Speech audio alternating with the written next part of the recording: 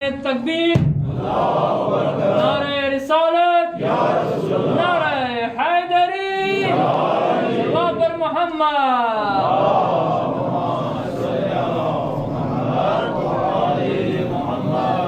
محمد و آل بیت محمد صلوات.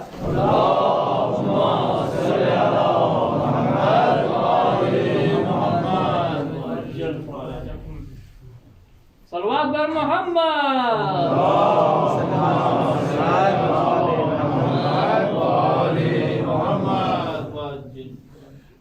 تعجیل در ظهور آقای امام زمان یک صلوات.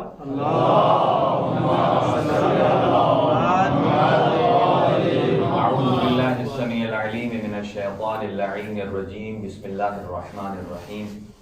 الحمد لله رب العالمين، والصلاة والسلام والتحية والإكرام على سيدنا ونبينا وشفيع ذنوبنا وطبيب نفوسنا رحمة للعالمين أبي القاسم مصطفى محمد. اللهم صل على محمد وآل محمد وعلى أهل بيته الطيبين الطاهرين المعصومين المنتخبين المنتجبين، لا سيما على بقية الله الأعظم روحي وأرواح العالمين لتراب مقدمه الفداء.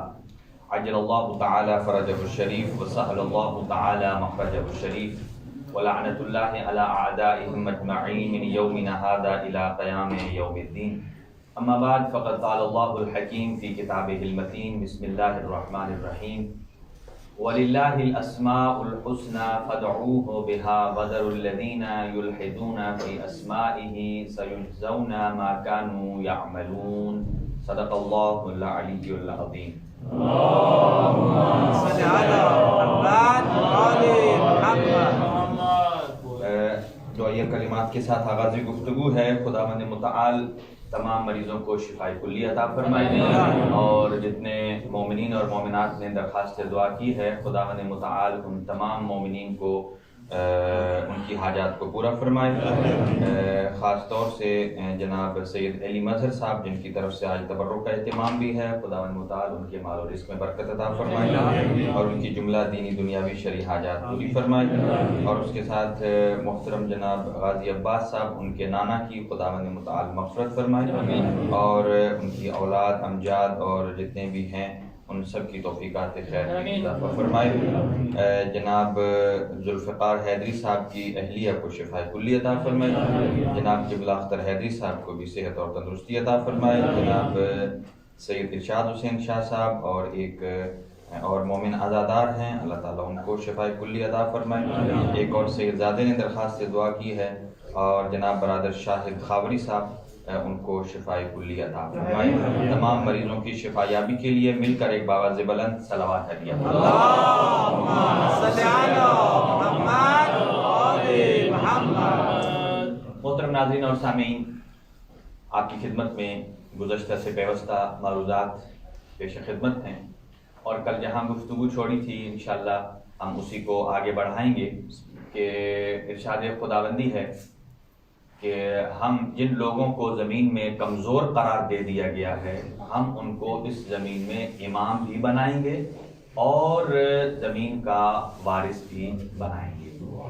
اور یقیناً یہ ہستیاں اہل بیت اطہار علیہ السلام کی ہر زمانے کی، چاہے بنی امیہ کی حکومت ہو یا بنو عباس کی ہو، انہوں نے ہر دور میں ان کو اہل بیت اطہار علیہ السلام پر مظالم ڈھائے اور انہیں ضعیف اور کمزور کرنے کی کوشش کی گئی. اور جس آیت مجیدہ کو میں نے انتخاب کیا ہے آج، اور وہ یہ ہے، چونکہ ہم تعارف پیش کر رہے ہیں سرکار دو عالم کا تین اعتبار سے. ایک خداوند متعال نام کے ذریعے انٹروڈکشن کروا رہا ہے، دوسرا صفات کے ذریعے، اور تیسرا عدد کے ذریعے. عدد تک ہماری گفتگو پہنچ چکی ہے کہ پاک پیغمبر صلی اللہ علیہ وآلہ وسلم کے بعد آپ کے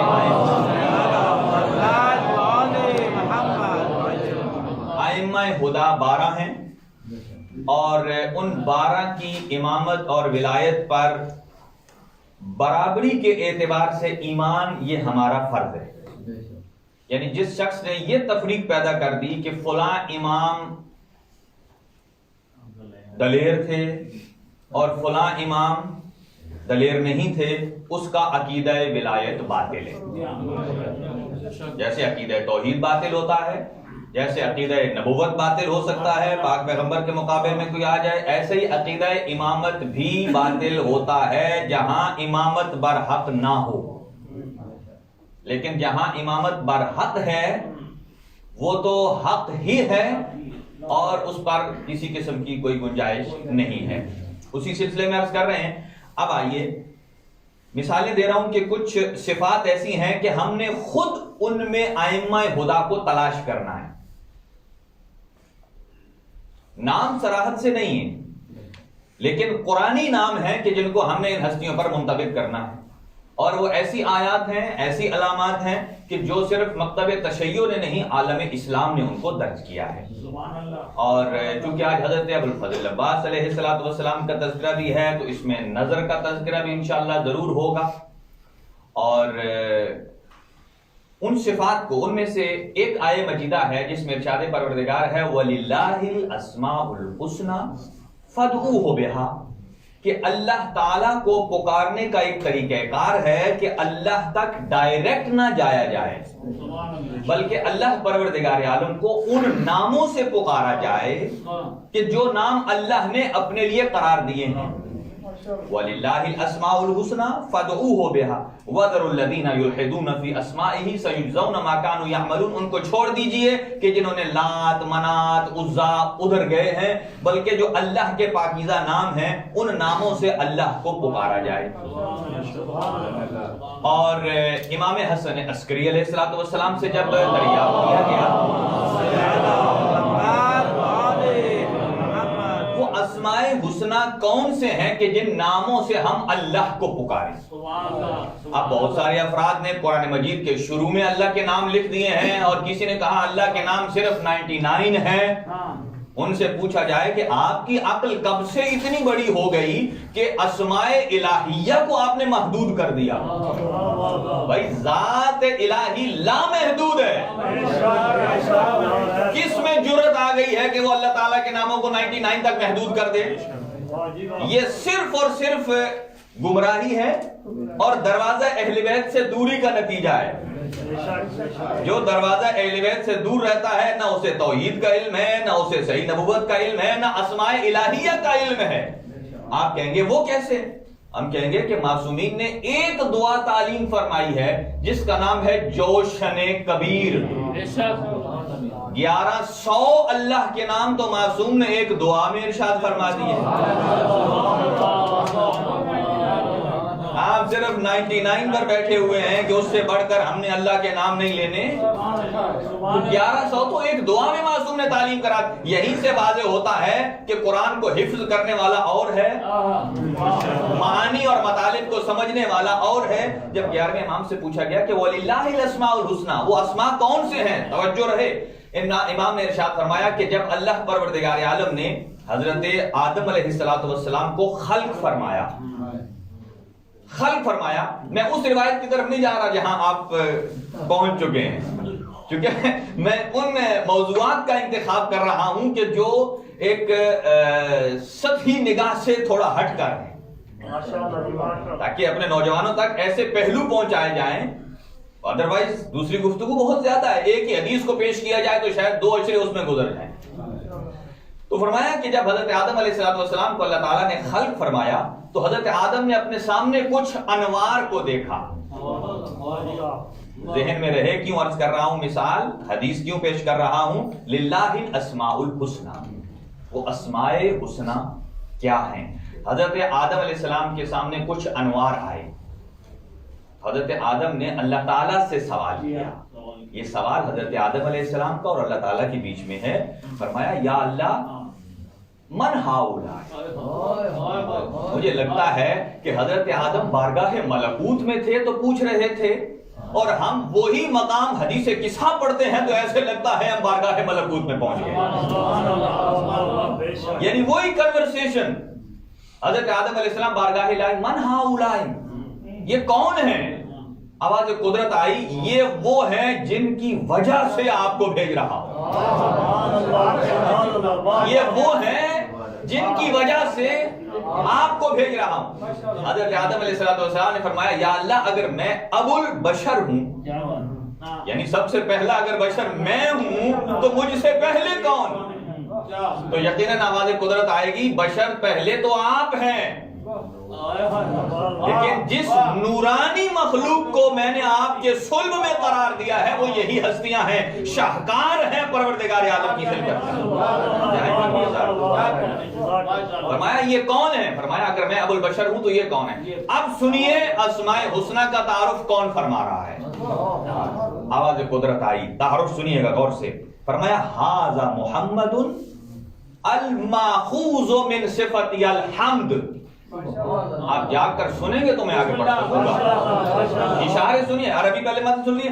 ھذا محمد الماخوذ من صفت الحمد وھذا علی الماخوذ من صفت العلو وھذہ فاطمۃ الزہراء الماخوذۃ من صفت الفاطر وَهَذَانِ الْحَسَنِ وَالْحُسَيْنِ الْمَأْخُوذَانِ مِنْ صِفَةِ الْإِحْسَانِ. ترجمہ سنیے. حضرت آدم نے پوچھا یہ کون ہے؟ اب تسلی سے سنیے ترجمہ. فرمایا ھذا محمد, یہ میرا حبیب مصطفیٰ ہے جسے میں نے اپنے نام محمود سے خلق کیا. ھذا محمد المأخوذ من صفت الحمد, یعنی اگر میری صفت حمد کو کوئی مجسم شکل میں دیکھنا چاہتا ہے تو میرے حبیب کو دیکھے. ظاہر ہے اللہ تو کسی کو دکھائی دیتا نہیں ہے. اللہ کی صفات ایسی ہیں کہ جن صفات کو اگر دیکھنا چاہے انسان کوئی تو وہ حضرت محمد مصطفیٰ صلی اللہ علیہ وآلہ وسلم کے وجود اطہر میں ان تمام صفات کو بے تمام ہی و کمال ہی رکھا ہے. فرمایا ھذا محمد الماخوذ من صفت الحمد, یہ محمد مصطفیٰ ہیں جنہیں میں نے اپنی صفت حمد سے مشتق کیا ہے. اور یہ علی ہیں کہ جنہیں میں نے اپنی صفت علو سے مشتق کیا ہے. اور یہ فاطمہ ہیں جنہیں میں نے اپنی صفت فاطر السماوات والارض سے مشتق کیا ہے. یہ محسن ہے, میں نے حسن بنایا. یہ قدیم الاحسان ہے, میں قدیم الاحسان ہوں, میں نے حسین کو بھیجا. میں مسجود و معبود ہوں, میں نے زین العابدین کو بھیجا. میں علوم اولین و آخرین کا مالک ہوں, میں نے محمد باقر کو بھیجا. میں اصدق الصادقین ہوں, میں نے جعفر صادق کو بھیجا. میں کاظمین والغیظ کا مصداق ہوں, میں نے موسیٰ کاظم کو بھیجا. تمام رعوف اور مرضات کا مالک میں اللہ ہوں, میں نے علی رضا کو بھیجا ہے. تمام تقویٰ میرے لیے ہے, میں نے محمد تقی کو بھیجا. تمام نقاوتیں, طہارتیں, پاکیزگیاں مجھ اللہ کے لیے ہیں, میں نے علی نقی کو بھیجا. تمام ہیبتیں مجھ اللہ کے لیے ہیں, میں نے حسن عسکری کو بھیجا. پھر فرمایا توجہ سے, میں غیب مطلق ہوں, میں نے مہدی موعود کو بھیجا ہے.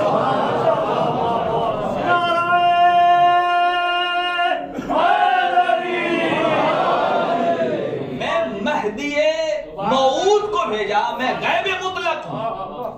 غیب مطلق کا کیا مطلب؟ میں کسی کو دکھائی نہیں دیتا. آنکھیں مجھے نہیں دیکھ سکتی مگر میں آنکھوں کو دیکھ سکتا ہوں. اسی لیے مکتب اہل بیت کا عقیدہ یہ ہے کہ ہم کبھی بھی اللہ کو نہیں دیکھ سکتے. پھر لوگ کہتے ہیں کہ اس کا مطلب ہے کہ جو چیز ہے اسے دکھائی دینا چاہیے. اس چیز کو تو بہلول نے بڑے اچھے طریقے سے سمجھا دیا تھا. جس کے سمجھ میں یہ کھوپڑی میں یہ بات نہ آئے, کہا جو چیز ہے اسے آنا چاہیے نظر. کسی کے بہلول سمجھا رہے تھے, استدلال دے رہے تھے کہ اللہ ہے. کہتا ہے کہاں دکھاؤ. کہا ضروری نہیں جو چیز ہو دکھائی دے. کہا اچھا, کہا یہ تو ہونا چاہیے. اس نے ایک پتھر ڈھیلا اٹھایا, مارا اس کی پیشانی پہ. کہا مجھے کیوں مارا؟ کہا کیوں, وجہ ہوا کیا؟ کہا مجھے چوٹ آ گئی. کہا چوٹ آئی تو کیا ہوا؟ کہا درد ہو رہا. کہا تو مجھے درد دکھا دے, میں تجھے اپنا رب دکھا دے. تو مجھے اپنا درد دکھا دے, میں تجھے اپنا رب دکھا دیتا ہوں. مکتب اہل بیت میں توحید یہ ہے کہ ہم خدا کو نہیں دیکھ سکتے. اس میں کیا وجہ ہے؟ وجہ کہاں ہے؟ وجہ یہاں نہیں ہے کہ اللہ دکھائی دینے کے قابل نہیں ہے. اللہ دکھائی دیتا ہے لیکن ظاہری آنکھوں سے نہیں, دل کی آنکھوں سے. امیر المومنین نے, یہیں پر تو فرق آتا ہے. جب امیر المومنین نے مسجد کوفہ میں کسی شخص نے پوچھ لیا, یا علی آپ جس خدا کی عبادت کرتے ہیں کبھی دیکھا؟ سوال کے تیور, کبھی دیکھا؟ حضرت نے اسی لہجے میں جواب دیا، فرمایا جس اللہ کو علی دیکھے نہیں اس کی عبادت ہی نہیں کرتا۔ اب ایسے ہی وہاں بھی لوگ پریشان ہوئے جیسے یہاں ہیں کہ لو جی مولانا صاحب نے تو خدا دکھا دیا، اور وہ بھی امیر المومنین کی زبان سے دکھا دیا، لیکن اگر بات یہی ختم ہو گئی ہوتی اور ہم اور آپ کنفیوز ہوتے، لیکن امیر المومنین جانتے تھے کہ ان کا ذہن کیسا ہے اور ہمارا ذہن کیسا ہے۔ سبحان اللہ سبحان اللہ۔ فرماتے ہیں یہ ذہن میں نہ رکھنا کہ خدا دکھائی دیتا ہے ان آنکھوں سے، بلکہ خدا دکھائی دیتا ہے قلب اور ایمان کی آنکھوں سے۔ اور فرمایا اسے کیسے دکھائی دے کہ جو خود ایمان کی منزل پر متزلزل ہے، خدا تو اسے دل کی آنکھوں سے دکھائی دیتا ہے جو کل ایمان کی منزل پر پائے، کل ایمان کی منزل پر پائے۔ لہذا للہ الاسماء الحسنى فادعوہ بہا وذروا الذین یلحدون فی اسمائہ سیجزون ما کانوا یعملون۔ یہ وہ ہستیاں ہیں جن کے توسط سے انسان بارگاہ الہی میں پہنچتا ہے۔ ولایت کی گفتگو ذہن میں ہے، اللہ ولی ہے، رسول اکرم ولی ہے، اور ان کے بعد کتنے 12 ولی ہیں، اور ایک ہے ولایت حق اور ایک ہے ولایت طاغوت، ٹھیک ہے؟ اور ہر زمانے میں تا قیامت تک ولایت حق بھی ہے، ولایت ہاں۔ اب مسئلہ یہ ہے کہ ہم اور آپ پہچانے کیسے؟ اس لیے کلمۃ الحق یراد بہا الباطل، ہر آدمی کہتا ہے میں ولی میں ولی میں ولایت والا میں ولایت والا، لیکن کون سی ولایت ہے کہ جو علی والی ہے، رسول اکرم صلی اللہ علیہ وآلہ وسلم والی ہے، اللہ والی ولایت ہے؟ وہ ولایت کدھر ہے؟ وہ ولایت جس کے پاس آ جائے، پھر معصوم نے فرمایا وہ اگر دیوار پر چڑھ کے بیٹھ جائے اسے اشارہ کرے تو وہ چلنے لگ پڑتی ہے۔ ولایت کا لفظ یہ تھا، ولایت صرف پڑھنے کا نام نہیں ہے، ولایت ایک نظام ہے جسے اپنے وجود پر نافذ کرنا ہے۔ اور اس کی ایک مثال ہارون مکی، ایک شخص آیا کوفے سے اور آ کر کہتا ہے امام جعفر صادق علیہ السلام کی خدمت میں، آقا کوفہ میں بڑا لشکر ہے، بس آپ زبان سے الفاظ نکالیے، مرنے کو تیار ہیں۔ فرمایا تو بھی ان میں سے ایک ہے؟ کاش زمانے کا ہمارا امام بھی یہ چیک کرتا، کہتا واقعی تو بھی ان میں سے ہے؟ کہا ہے؟ کہا جی آقا، جی جی ایسے ہی یہ انداز ہوتا ہے، جی ہاں۔ حضرت نے فرمایا یہ تندور روشن کرا۔ یہ تندور امام نے کیوں روشن کرا؟ یہ آپ اور ہمارے لیے تندور روشن کرو۔ کہا اس میں کود جاؤ۔ اس نے کہا آقا اس میں آ گئے۔ یہاں سمجھ لگی ہے کہ یہ ولایت حق والا نہیں تھا، جہاں ولایت حق آ جائے وہاں آگ گلزار بن جاتی ہے۔ بیٹھ جاؤ۔ اس نے کہا آقا نا، تو آقا ہم نے یہ تھوڑی کہا تھا کہ آپ ہمیں آگ میں جلائیں۔ بھائی جب امیر المومنین کے بارے رسول نے فرما دیا کہ یہ جان اور مال سے حق زیادہ رکھتے ہیں، اور اگر آقا آئیں آج 12ویں آقا وہ فرمائیں کہ میں آنے والا ہوں، ہم تو آقا کو بھی ٹائم دیں گے، آقا فلاں ٹائم پر آئیے، اس ٹائم پر ہم بیزی ہیں، ہمارے پاس ٹائم نہیں ہے۔ اللہ اکبر، کیسی امامت، کیسا انتظار! اسی لیے فرمایا ہمارے جانشین کا انتظار، آٹھویں امام فرماتے ہیں، اچانک ہوگا۔ جب دیکھا کہا آگ جلاؤ، کہا نہیں آقا ہٹ گیا۔ وہ ولایتی آیا کہ جس نے نظام ولایت کا سمجھ کر اپنے وجود پر نافذ کیا تھا۔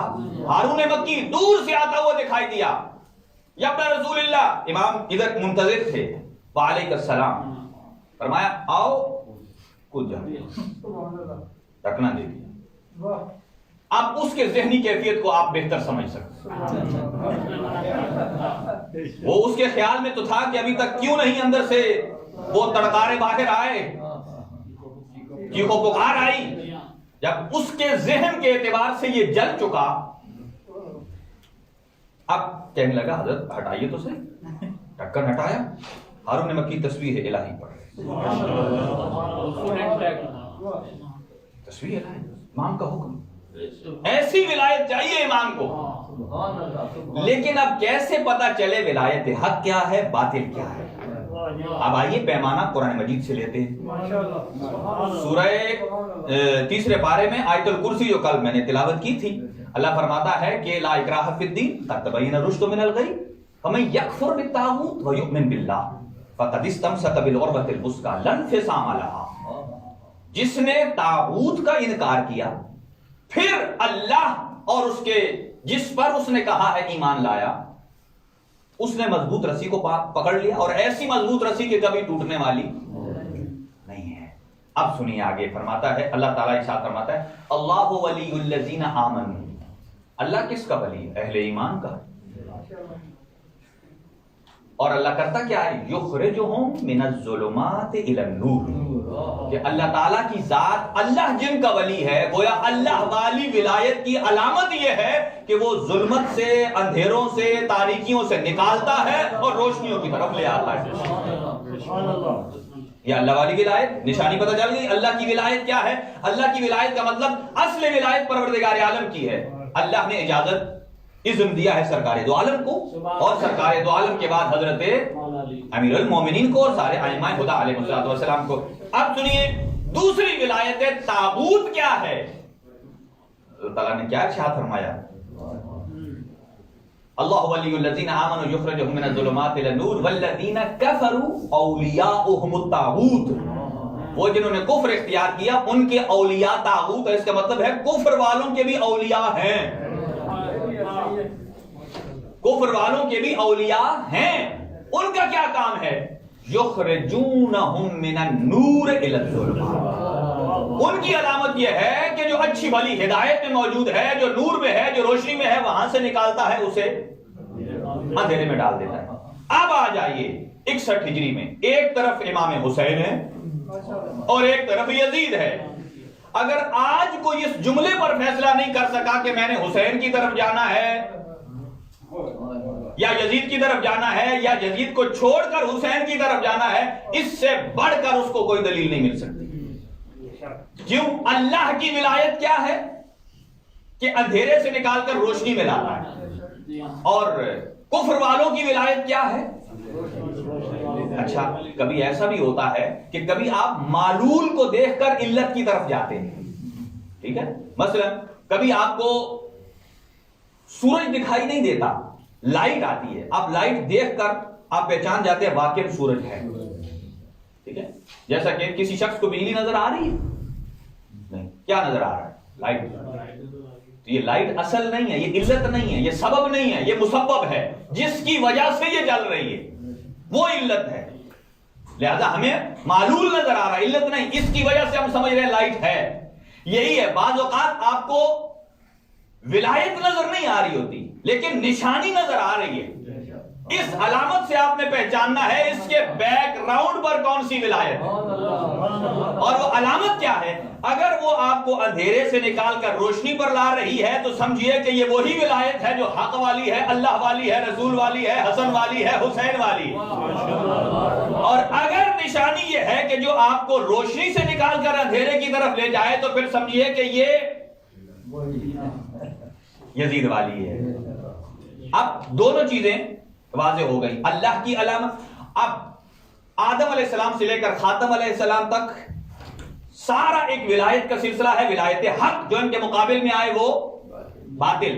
اور اسی طرح امام علی علیہ السلام سے لے کر امام مہدی دوران تک جتنی ولایتیں ہیں یہ ولایتیں حق ہیں. ان کے مقابل میں جو آئے وہ ولایت باطل ہے.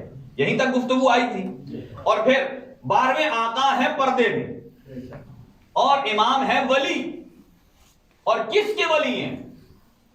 اللہ کے.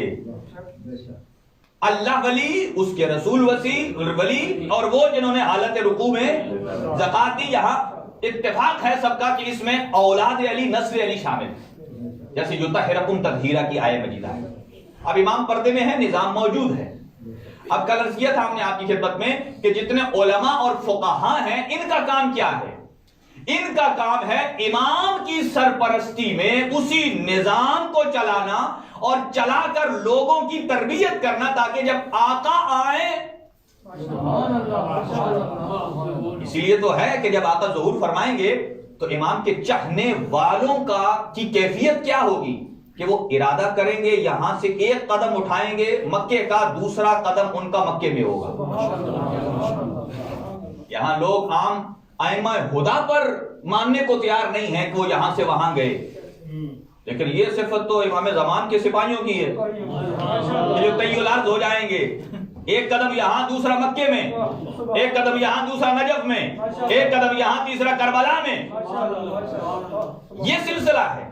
آئیے اسی کو جوڑتا ہوں میں اس کے ساتھ آ کر، حضرت ابوالفضل عباس علیہ السلام کی شخصیت ایک بہت بڑے مجتہد گزرے ہیں، شیخ انصاری، اور وہ حوضہ علمیہ نجف میں تھے، درس پڑھاتے تھے، ان کے ایک شاگرد تھے اور ان کی کوئی منت ہوگی دل میں، وہ گئے آقا حضرت ابوالفضل عباس کے روزے پر، جاتے تھے مسلسل، اور وہ کھڑے ہو کر دعا مانگ رہے ہیں، آقا کی زری سامنے ہیں، زیارت پڑی، دعا مانگ رہے ہیں، بار مسلسل آتے جا رہے ہیں کئی مہینوں سے، لیکن دعا قبول نہیں ہوئی۔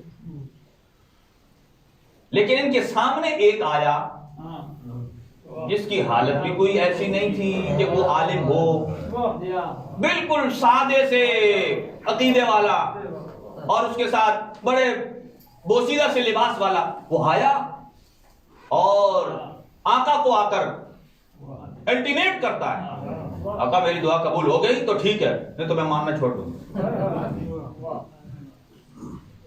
تھوڑی دیر میں انہوں نے دیکھا کہ اس کی دعا قبول ہو گئی، جا رہا۔ اب ان کے دل میں جو مسلسل آ رہے تھے بھی عالم،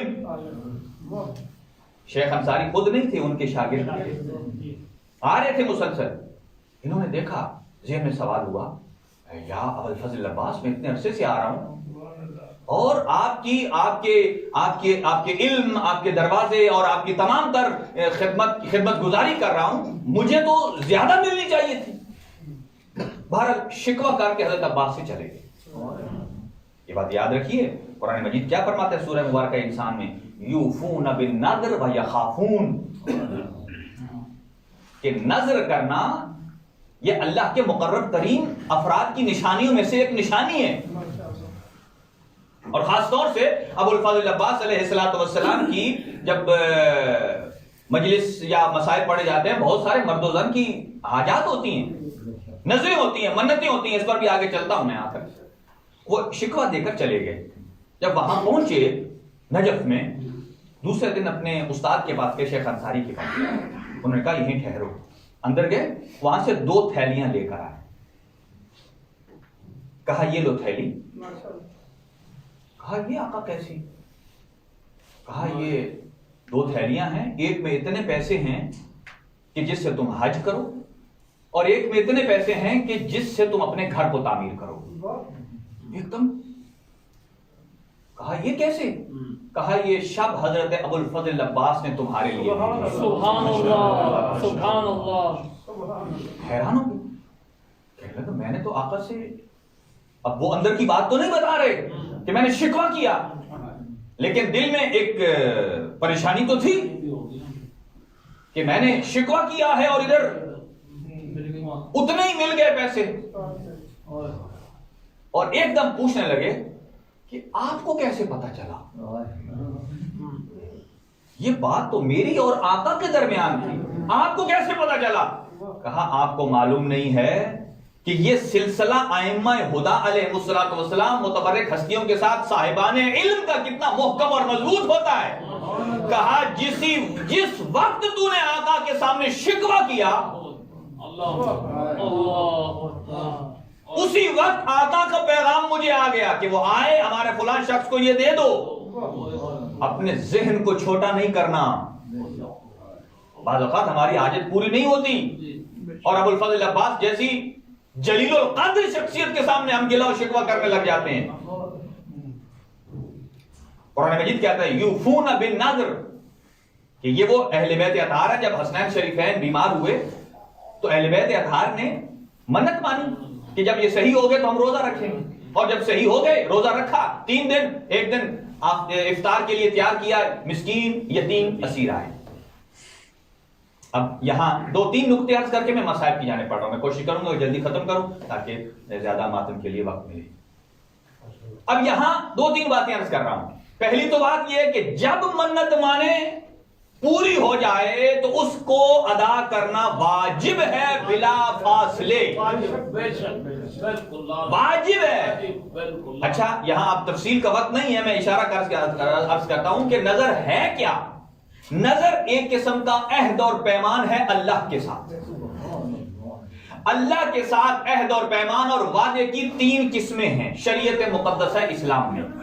پہلی قسم، انسان اللہ سے عہد کرتا ہے لفظ قسم لگا کر، جیسے واللہ باللہ ثم تلا کر میرا کام ہو گیا تو مثلا میں 2 رکعت نماز پڑھوں گا، حضرت عباس کی حاضری دوں گا، یہ قسم ہے۔ اس کو پورا کرنا اگر کام ہو جائے تو واجب ہے، اور اگر کوئی نہیں کرے گا تو 10 مساکین کو کھانا کھلانا واجب ہے اور کفارہ ہے یہ قسم توڑنے کا۔ ہم بڑے بآسانی سے ہر جملے میں قسم ہے، قسم ہے، قرآن کی قسم ہے، اللہ کی قسم، یہ سب کچھ صحیح نہیں ہے۔ بعض اوقات 1-2 مومن آپس میں اگر ناراض ہو جائیں وہ کہتے ہیں اللہ کی قسم اس سے میں نے زندگی بھر نہیں بولا، اور بیچ میں اگر 2 بندے پڑھ کے اگر ملا دیں سلو کروا دیں بولنا تو پڑ جاتا ہے۔ اب جب بول گئے تو کیا ہوگا؟ روایات میں ہے اگر آپ بول گئے تو پہلے 10 مسکینوں کو کھانا کھلائیں پھر بولیں، کیوں؟ جو قسم کھائی تھی وہ باطل ہو گئی ہے، خلاف قسم کیا۔ دوسرا عہد انسان کا اللہ کے ساتھ وہ ہوتا ہے کہ جس میں صرف عمل کا عہد ہے، نہ لفظ قسم ہے نہ لفظ عہد ہے، یعنی یہ میرا کام ہوگا تو میں یہ عمل کروں گا، اسے کہتے ہیں شریعت میں عربی میں نظر اور اردو میں کہتے ہیں منت۔ اور یہ منت کوئی بدعت نہیں ہے، یہ منت ماننا اہل بیت اطہار نے ہمیں سکھایا ہے اور ان کا قصیدہ قرآن مجید نے بیان فرمایا ہے، اور اس کو بھی پورا کرنا چاہیے۔ تیسرا ہے عہد، اللہ کے ساتھ جو انسان کا وعدہ ہوتا ہے وہ لفظ اگر عہد کے ساتھ ہو تو اس کو اگر انسان خلاف ورزی کرے گا تو 60 مساکین کو کھانا کھلانا ہوگا، 60 مساکین۔ اب میں گفتگو کو تمام کرتا ہوں کہ حضرت ابو الفضل عباس باب الحوائج ہیں، 3 شخصیات ہیں، حضرت علی اصغر، حضرت ابو الفضل عباس اور حضرت امام موسیٰ کاظم علیہ السلام۔ اور یہ وہ خاندان ہے کہ قمر تو اس خاندان کا ایک شعار بن چکا ہے۔ حضرت عبد مناف کو کہا جاتا تھا قمر بطحا، حضرت رسول اکرم کے والد گرامی حضرت عبداللہ کو قمر حرم، اور رسول اکرم کو خود اللہ کیا فرما رہا ہے؟ والشمس وضحاها والقمر اذا تلاها، حضرت امیر کو فرمایا۔ امام حسن مجتبی کے لیے بھی لفظ قمر استعمال ہوا، اور امام حسین علیہ السلام کے لیے بھی، کہ جب سید الشہداء کا سر نیزے پر دیکھا کسی عورت نے کہا تھا یہ کیسا سر ہے؟ رأس قمری زہری، یہ تو ایسا چمکتا ہوا چاند ہے جو نو کے سنا پر ہے، اور جس خاندان کے سارے قمر ہوں وہاں قمر بنی ہاشم کہلانا صرف ابو الفضل عباس ہے۔ دیکھیں اور کس طرح تربیت کیا ابو الفضل عباس کو حضرت ام البنین نے۔ علامہ باقر شریف فرماتے ہیں میں نے تاریخ میں کہیں نہیں دیکھا کہ کسی شوہر کی دوسری زوجہ اپنی ان کی پہلی زوجہ کی اولاد کی اتنی خدمت کرتی ہو جتنی بی بی ام البنین نے ہمیں دکھائی۔ ہمیشہ اپنی اولاد پر ان کو ترجیح دیتی تھی۔ ایک مرتبہ حضرت عباس کو بلایا، کہا تعال ہونا یا عباس، بلایا، کہا آؤ میرا بیٹا، اتحب الحسین، کیا آپ حسین سے محبت کرتے ہیں؟ فرماتے ہیں والذی نفسی بیدی یا امی، اے میری ماں میں محبت کرتا ہوں، انہو، کیوں، کیسی محبت کرتا ہوں؟ احبہ حبا شدیدا، شدید محبت کرتا ہوں۔ کہا کیوں؟ اس لیے وہ میرے امام ہیں اور میرے بھائی ہیں، آقا ہیں۔ جب بھائی کا نام آیا نا فرمایا لا تقل ھکذا، یہ ادب کس نے سکھایا؟ ام البنین نے کہا لا تقل ھکذا، ایسے کبھی نہ کہنا، اس لیے کہ انا و انت و من فی الارض فداء تراب اقدام ابی عبداللہ، میں، تو اور جو کچھ روئے زمین پر ہے وہ امام حسین کے قدموں کی خاک پر قربان ہے۔ اجرکم علی اللہ۔ دیکھیں آج آپ کی اور ہماری منتیں ہیں، میری مائیں بہنیں بھی پردے میں بیٹھی ہیں، دیکھیں ہمیں جب کوئی دکھ پہنچتا ہے تو ہم فوراً ابو الفضل عباس کے علم کے پاس آتے ہیں، علم کا پھریرا پکڑ کر ہم خود سے باتیں کرتے ہیں حضرت عباس سے، گویا اپنی باتیں سنا دیتے ہیں تو ہمارے دل میں تسلی آ جاتی ہے۔ اندازہ لگائیے 1400 سال کے بعد ہم علم عباس کے پاس جاتے ہیں تو اتنی ڈھارس ملتی ہے۔ مجھے اتنا بتائیے کیا علی و بطول کی بیٹیوں کو عباس پر کتنا سہارا ملتا ہوگا؟ اور جب بھی مرحوم کھوئی جاتے تھے نا حضرت عباس کی زری پر، اور دو ہی سلام کرتے تھے، السلام علیکہ یا شباب الحسین، اے حسین کی جوانی آپ پر سلام ہو، اور دوسرا سلام کرتے تھے السلام علیکہ یا حجاب زینب الکبریٰ، اے زینب کبریٰ کے پردے آپ پر سلام، آپ پر سلام۔ اور ایک مرتبہ جب سارے میدان کو جا رہے تھے، جلدی جلدی تمام کر رہا ہوں، اپنی آوازوں کو بلند کیجئے، حضرت ابو الفضل عباس اتنی جلالت کے مالک ہیں کہ بعض اوقات دل اگر سخت ہو جائے نا، دل سخت ہو جائے تو آنکھ سے آنسو بھی نہیں نکلتا ہے۔ اسی لمحے اگر باب الحوائج سے آپ توسل کریں گے یقیناً آنکھیں وضو کریں گی، باتہارت ہو جائیں گی۔ جب سارے میدان کو جا رہے تھے بار بار اپنے آقا کی خدمت میں آتے، آقا مجھے اذن دیجئے۔ فرمایا اے عباس کہاں جا رہے ہو مجھے چھوڑ کر؟ مجھے تنہا چھوڑنا چاہتے ہو؟ سنیے گا، فرمایا آقا میں آپ کو تنہا نہیں چھوڑنا چاہتا، لیکن میں آپ کے بعد زندہ بھی نہیں رہنا چاہتا۔ فرمایا تو میرے پرچم، تو میرے لوائے حمد ہے، تو میرے جتنے سے سالار ہے، تو میرا پرچم دار ہے۔ ایک مرتبہ دائیں بائیں دیکھا، فرمایا مجھے وہ اپنی فوج تو دکھائیے، اپنی فوج تو دکھائیے۔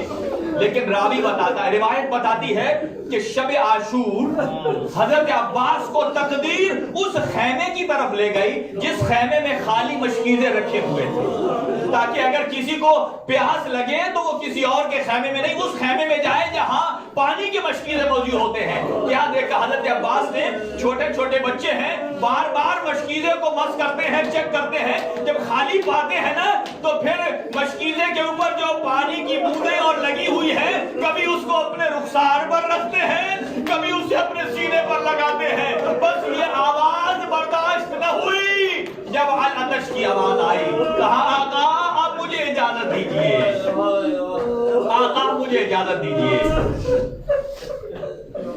ایک مرتبہ فرمایا اے عباس جاؤ پہلے پردے میں موجود پردہ دار بیویوں سے اجازت دو۔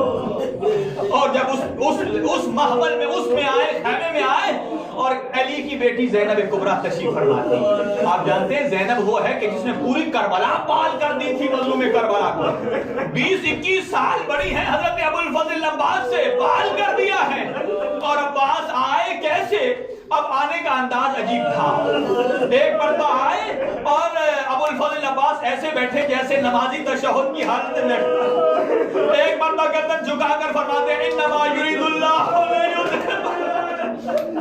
اب بیوی سمجھ گئی یہ وہ جملہ اور انداز تھا کہ جب کوئی سوالی دروازہ اہل بیت پر آتا تھا اور آپ نے فرمایا اے عباس کیا مانگنے آئے ہو؟ لیکن یہ بات یاد رکھنا ہم وطن میں نہیں ہیں، ہم پردیس میں ہیں۔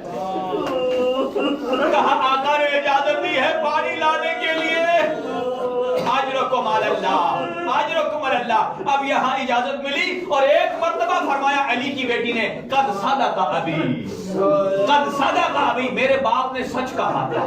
جب یہ جملے سنے عباس کا وجود کانپنے لگا۔ کہا آقا دادی کیا حدیث ہے؟ کہا میں بچپنے میں بابا کے زانو پر بیٹھی تھی اور میرے سر سے ندا سرک گئی اور میرے بابا سر میں بوسے بھی دے رہے تھے اور رو بھی رہے تھے اور ہاتھوں کو چوم رہے تھے۔ ایک وقت آئے گا جب زینب تیرے سر سے ندا ہٹ جائے گی، یہ تیرے ہاتھوں میرا سر بدے گی۔ اور میں سوچتی تھی جس کا عباس جیسا جری بھائی ہے، ارے بھلا کس کی جرات جو زینب کی نگاہ طرف نگاہ کرے۔ کہا اب مجھے شک نہیں یقین ہو گیا۔ اجرکم علی اللہ۔ حوصلہ حوصلہ، دو جملے اور سن لیجئے، نہیں معلوم اگلے سال کون زندہ ہے کون نہیں۔ اب ایک مرتبہ جب حضرت عباس کو اجازت دی، اب روایت یہ بتاتی ہے زینب کبریٰ نے تمام بیویوں کو جمع کیا، تمام بیویوں کو جمع کر کے ہر بیوی کو اس کے تبرکات اس کے حوالے کر دیے، کہا یہ لے اپنی چادروں کی ذمہ دار، آج میرے پردے کا وارث عباس میدان کو جا رہا ہے۔ اجرکم اللہ۔ یہ ادھر کی بات ہے، اور ادھر جب عباس آئے نا اس خیمے میں جہاں سکینہ موجود تھی، جناب سکینہ سے کہا خشک مشکیزہ، جب حضرت عباس کے بازو میں دیا، یہ آخری ملاقات تھی حضرت عباس کی جناب سکینہ سے، آخری ملاقات، اور بی بی سکینہ نے تمام بچوں کے ہاتھوں میں کوزہ دیا، اور 40 کے قریب بچے تھے، اور انہیں کہا ابھی میرے چچا پانی لائیں گے، میں تمہیں پانی دوں گی، ہاتھوں میں مشکی، ہاتھوں میں کوزہ رکھنا۔ آخری ملاقات تھی۔ اب ادھر سے عباس چلے، کیسے چلے؟ الحافظ والحفیظ کی صداؤں میں چلے۔ عباس نکلے، کوہراؤ میں ماتم بپا ہوا۔ مظلوم کربلا کی کیا کیفیت تھی؟ اب ادھر جب عباس نکلے گئے فرات پر، میں نے مختصر کر دیا، مشکلہ بھرا، ڈیڑھ لگائی، اور میں نے آج ہی یہ جملہ پڑھا ہے مقتل میں کہ ابو الفضل عباس کو امیر المومنین نے بھی وصیت کی تھی، جاتے وقت عباس جب کہیں میرے بیٹے حسین کی نصرت میں فرات میں جانا تو کبھی پانی نہ پینا، اس لیے کہ میرا بیٹا حسین اور ان کی اولاد پیاسی۔ فرات کا پانی لیا، چلو بھر کے مار دیا، کہا اے فرات تو ادھر ٹھاٹھے مار رہا ہے، میری سکینہ پیاسی ہے، میرا اصغر پیاسا۔ واپس پلٹے، ایک بازو قلم ہوا، دوسرا بازو قلم ہوا۔ اب روایت کے الفاظ سنیے، کیا الفاظ ہیں؟ ایک مرتبہ جب بازو قلم ہوئے نا، ایک مرتبہ حضرت عباس نے مشکیزے کو کہاں سنبھالا؟ اپنے گھٹنوں کے اندر، ہاتھ میں علم بھی ہے، تاریخ کو ہے جو دشمن کرے۔ جب عباس کا علم یزید کے پاس گیا تھا نا، اور اسے جب علم کے پھریرے کو دیکھا، اور وہ جگہ جہاں عباس کی مٹھی تھی، ہر طرف زخم کے نشان، تیر کے نشان، لیکن وہ جگہ بالکل صاف تھی۔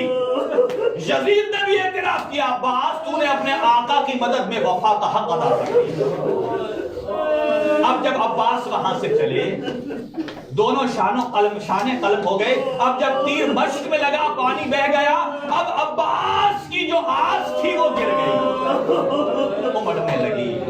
اب یہاں ایک جملہ سن لیجئے، ایک وقت جب عباس زین سے زمین پر آئے، کیسے؟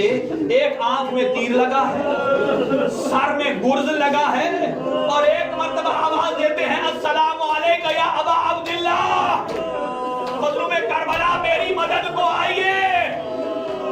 مظلوم کربلا وہاں پہنچے کس کیفیت میں؟ حضرت عباس کا سر اپنی گود میں رکھا، اور عباس نے گریہ شروع کر دیا، کہا آقا میری آنکھ میں تیر تھا، خون صاف کیجئے، میں آپ کی زیارت کر لوں۔ کہا عباس کیوں رو رہے ہو؟ کہا آقا آپ کی حالت اظہار پر رہا ہوں، میں جب زین سے زمین پر آیا، میرا سر خاک سے اٹھا کر آپ نے گود میں رکھا، لیکن جب آپ زین سے زمین میں آئیں گے، کوئی نہیں ہوگا جو آپ کے سر کو اٹھائے۔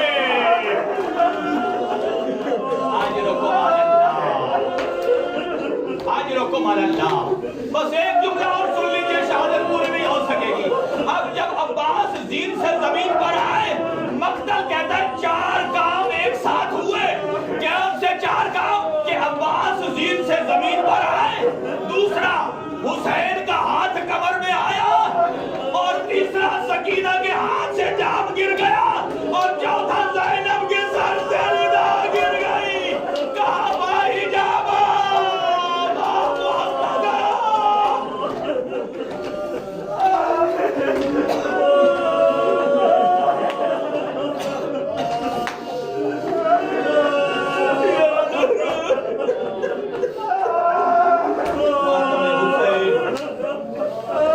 ماتم حسین